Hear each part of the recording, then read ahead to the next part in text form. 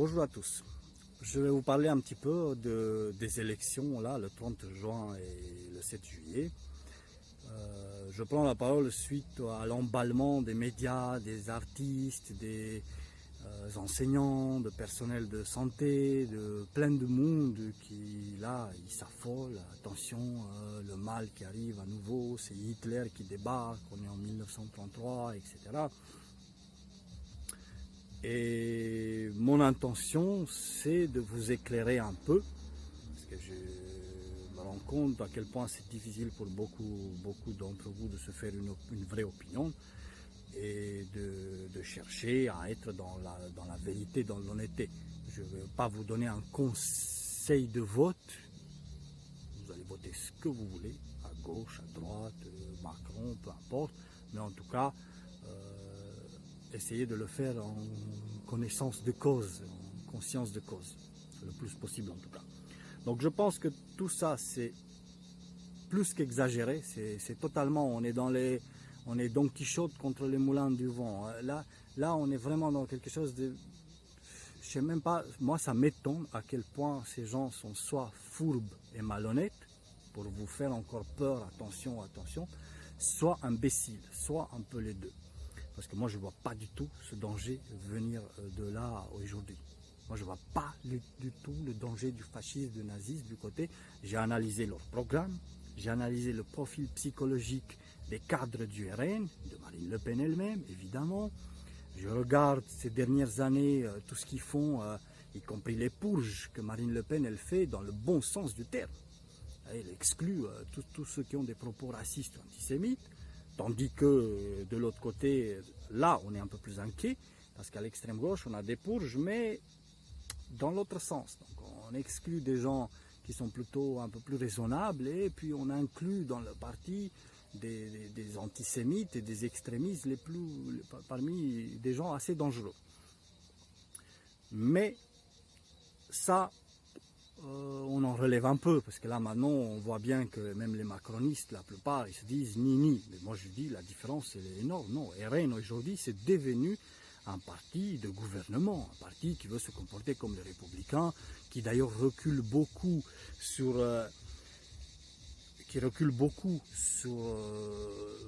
tout ce qui est économique, sur tout leur projet sociétal économique, qui vont se rapprocher de quelque chose à peu près comme Macron, en tout cas quelque chose de faisable qui tiendra la route, parce qu'ils ont leur combat est aussi l'immigration, la sécurité, la justice, ce qui leur permet d'être un peu, voilà, de s'adapter et puis de faire quelque chose de plutôt sérieux. Et puis on peut reprocher ça, mais après Macron aussi il a changé d'avis sur plein de choses, sur le nucléaire, sur le fonctionnement de l'État, même des institutions, donc sur beaucoup de choses il a changé d'avis. On ne peut pas lui reprocher maintenant à Marine Le Pen ou à Bardella qui change d'avis. Macron il a changé d'avis sur à peu près tout, puis heureusement il y a que les imbéciles qui ne changent pas d'avis, donc parfois il faut changer d'avis. Donc en tout cas, ce que j'essaie de vous dire, c'est qu'il n'y a pas, je ne vois pas ce danger-là venir maintenant de l'extrême droite, il n'est pas du tout là. Marine Le Pen elle-même, elle n'est pas une personne qui a des tendances dictatoriales, ni racistes, ni antisémites. Donc c'est totalement injuste, c'est totalement soit imbécile, soit malhonnête de vous dire attention, le monstre arrive de là. Par contre, oui, c'est un petit peu problématique, mais pas non plus pour avoir peur ou pour un petit peu d'inquiétude, oui, à l'extrême gauche, notamment la France insoumise, où il y a des propos antisémites et où il y a beaucoup de haine, haine contre les riches, contre le système, la haine contre tous ceux qui ne pensent pas comme eux, la haine contre les juifs, donc il y a beaucoup de haine. Et là, il y a une inquiétude. Voilà. D'ailleurs, analysons un peu rapidement, parce que là on nous fait peur, on veut nous faire croire que les nazis arrivent à nouveau. Qu'est-ce qui s'est passé pourquoi les nazis sont arrivés à faire les pires monstruosités, parmi les pires en tout cas, depuis que nous avons des connaissances historiques de l'espèce humaine. Pourquoi les nazis sont plongés si profondément dans l'obscurité de ce que l'être humain, l'âme de l'être humain peut y aller, et aller vers quelque chose de tellement maléfique pour vouloir exterminer un peuple, mettre toute une machine en place. Puisque s'il n'y avait pas l'extermination des Juifs, finalement, ils auraient juste engendré une énorme guerre, mais ça aurait été comparable à Napoléon, à Gengis Khan, à Alexandre le Grand ou plein d'autres. Mais cette volonté d'exterminer tout un peuple et la machine qu'on a mis en place, ça place les nazis dans quelque chose de monstrueux, de vraiment diabolique. Qu'est-ce qui a fait cela? Est-ce que c'est le nationalisme? Non, il y a eu plein d'autres nationalistes avant et après, sous une forme ou une autre, des peuples plus ou moins patriotes. C'est pas vraiment ça. Le racisme, même pas, même si c'est condamnable évidemment le racisme, mais c'est même pas ça. J'aurais pu être raciste, juste exclure l'autre, mais non. Qu'est-ce que c'est?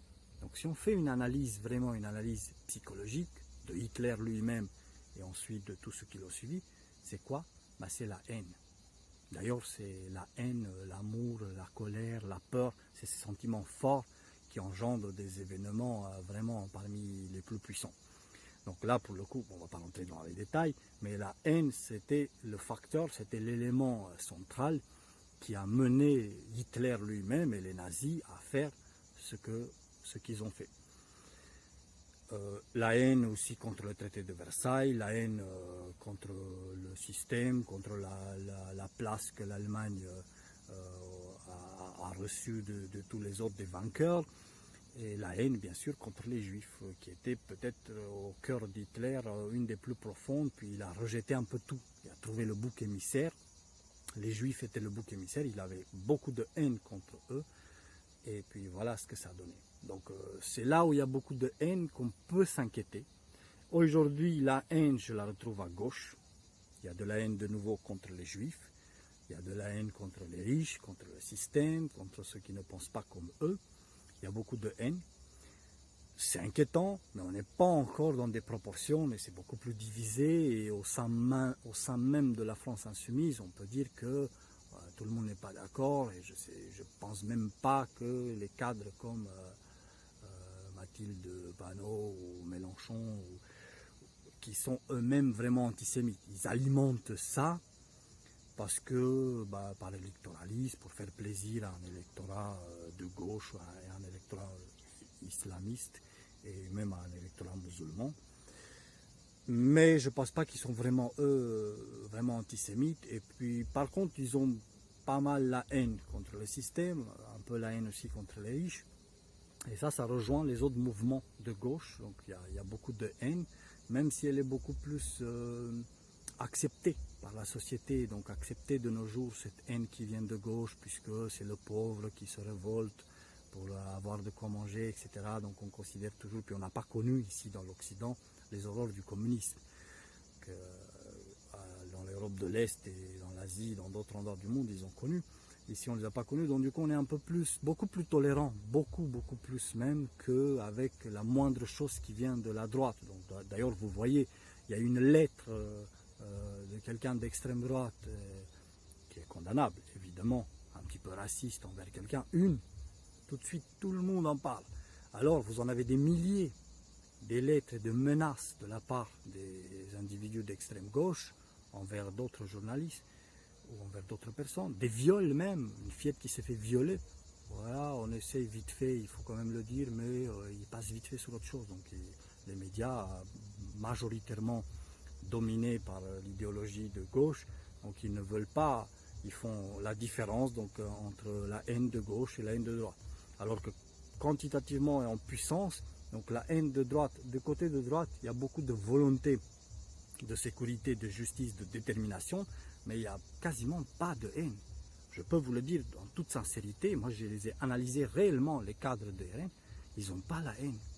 Même ils ont une certaine sérénité, que franchement, respect, parce qu'ils se font là, ils se font traiter de tous les noms, et ils ont appris à avoir une telle sérénité, donc il n'y a pas, vous ne retrouvez pas cette haine qui est, donc même pas 1%, donc si je devrais attribuer un degré de danger, je donnerais 50 points à la gauche et 1 point à la droite, extrême droite, ce que vous voulez. Donc la différence n'est même pas comparable. Donc la haine qui est là à la gauche, elle est importante. Maintenant, ça concerne plutôt une minorité de la population. Pour ça, on ne faut pas non plus s'affoler. Alors que ce que vous retrouvez à la droite, dans le RN je parle, parce qu'après il y en a d'autres qui sont vraiment dans l'extrême droite, il y a des racistes, des suprémacistes, tout ça, ça c'est encore autre chose. Donc je ne parle pas de ça, de la droite des RN, que c'est la droite aujourd'hui avec les LR qui s'approchent du pouvoir et que probablement ils l'auront pas maintenant, mais ils l'auront dans 3 ans, et ce sera bien mérité. Donc pour eux, allez, on va dire 1 point et 50 points de l'autre côté. Donc la différence, c'est même pas comparable. Donc s'il y a quelque part un danger, quelque chose pour faire un petit peu peur ou une inquiétude, c'est plutôt côté gauche, extrême gauche, parce que là il y a de la haine, et la haine, ça mène toujours à quelque chose de monstrueux, d'horrible, à quelque chose de dramatique, de tragique. Toujours dans l'histoire, ça n'apporte pas. Que vous avez la colère à un moment donné, moi-même ça m'est arrivé, mais je n'ai la haine contre personne, et contre rien, contre aucun système. J'essaye de me tenir le plus éloigné de ça. Il ne faut pas avoir de la haine. C'est un des plus dangereux sentiments. Si vous l'avez, bah après ça va vous porter vers quelque chose vraiment où vous ne voulez pas peut-être finalement y aller. Donc voilà, rapidement pour parler de ça. Et après aussi, il y a l'aspect économique. Bon, on pourrait dire même RN, maintenant ils renoncent et tout. Ils ont un petit peu un programme économique discutable. Mais il ne faut pas s'attendre à des miracles. Il n'y aura pas des miracles non plus. Ils vont faire 2-3 petites bidouilles pour améliorer un petit peu le pouvoir d'achat des plus démunis. Ils ont l'intention de le faire. Mais ce n'est pas leur seul combat. Ils vont voir qu'ils ne peuvent pas faire grand-chose parce que Macron, il a endetté énormément le pays. Il en a rajouté 1000 milliards de dettes. Du coup, on a plus de 3000 milliards de dettes. Ce qui fait que les autres ne peuvent plus endetter beaucoup le pays. Donc une politique d'endettement, là, c'est fini.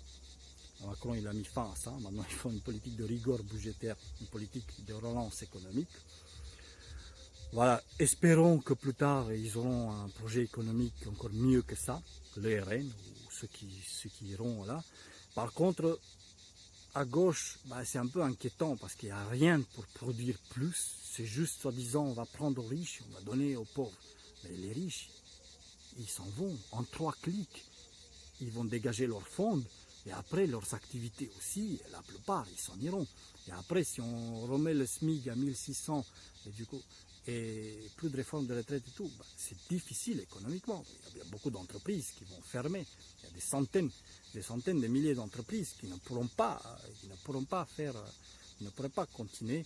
Donc c'est très difficile. C'est quasiment pas faisable et j'ai bien peur qu'ils sont sincères.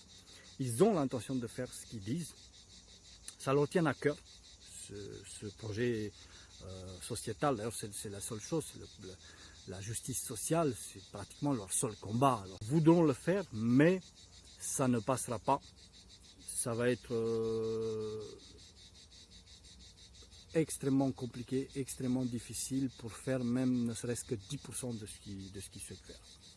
Bon, je leur souhaite bonne chance, votez qui vous voulez, c'est pas grave, en définitive, même si après ils n'arrivent pas et puis on touche le fond, puis on repart, c'est pas grave, votez qui vous voulez, mais restez honnête, restez dans le vrai, que vous soyez de gauche et de droite, ou de, peu importe, ou macroniste, ou peu importe, donc restez sincère. Donc si après, si vous êtes imbécile, désolé, qu'est-ce que vous voulez que je vous fasse? Moi, ça ne va pas vous réveiller, ma vidéo là, si vous êtes imbécile. Mais si vous êtes un peu plus dans la capacité d'analyser, de comprendre le vrai, moi je vous dis, il faut analyser les faits. Donc si on va reprocher à tout le monde des choses historiques, bah, je peux vous dire que les communistes, ils ont fait pire que les nazis. Si on retire des nazis les crimes contre les juifs, ils ont fait beaucoup pire. Et en nombre, de toute façon, ils les ont dépassés 10 fois au moins, voire plus. Les capitalistes eux-mêmes, ils se sont fondés sur l'esclavagisme. La République française, c'est des génocidaires et des criminels qui ont tué les Vendéens, qui ont entretué les Jacobins et les Girondins.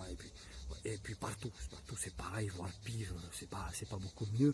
Donc du coup, si on se lance sur des choses comme ça, je veux dire, vous n'aboutirez pas. Donc restez sur les faits. Qu'est-ce que c'est? Donc que ce soit une religion, que ce soit un mouvement politique, philosophique ou autre.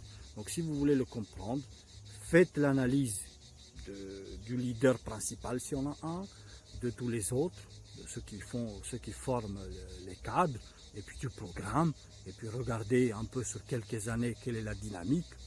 Là, je peux vous dire, moi, je suis rassuré. La dynamique du RN, elle est plutôt, ils excluent tous les racistes, tous les antisémites, ça arrive, hein, qui est là. Et puis plus à l'extrême, il y en a plus encore. Des tout, hein, des racistes, il y en a aussi, hein, bien sûr, comme partout. Hein. Dans les autres partis, il y a aussi hein, toutes sortes de gens. Donc ça arrive, mais la dynamique, elle est bonne. Leur profil psychologique, il est bon. C'est des démocrates. Marine Le Pen, elle est vraiment démocrate, il n'y aura pas de problème. Au contraire, c'est les autres qui ne veulent pas respecter le choix démocratique du peuple. La gauche dit, si les élections ne nous conviennent pas, on met le pays à feu et à sang. Bah, désolé, mais est-ce que vous voulez respecter le principe de démocratie ou pas? Et puis Macron, le président, pourquoi il ne s'exprime pas pour dire non, non, non, attendez, le peuple va s'exprimer et puis on respecte son choix.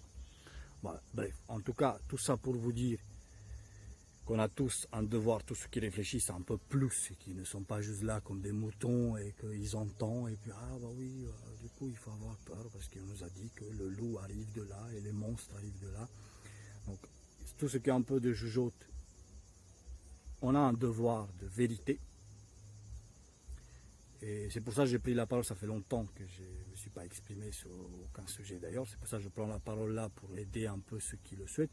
Maintenant, je ne veux pas vous influencer, même si je sais que je l'ai fait, je sais que ma position, c'est évident que ce n'est pas du côté de l'extrême gauche aujourd'hui, c'est tout simplement ce qui en ressort de l'analyse. Et après, je vous le dis en toute sincérité, votez ce que vous voulez, puis on assume tous, et puis ensuite on respecte le choix de ce vote, quel qu'il soit.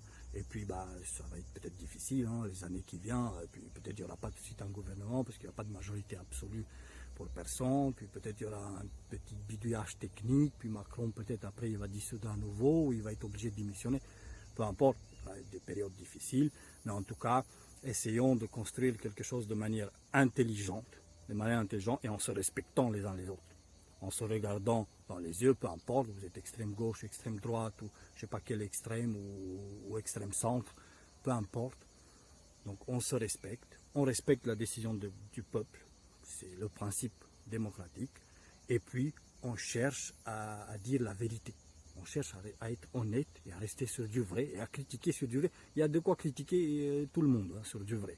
Que ce soit RN, le Front Populaire ou les macronistes, sur des faits actuels ou de ces dernières années. Et sur leur programme, il y a de quoi en parler. Donc ça ne sert à rien d'inventer des choses. Donc voilà le message. Restons dans le vrai. Voilà. Merci à tous.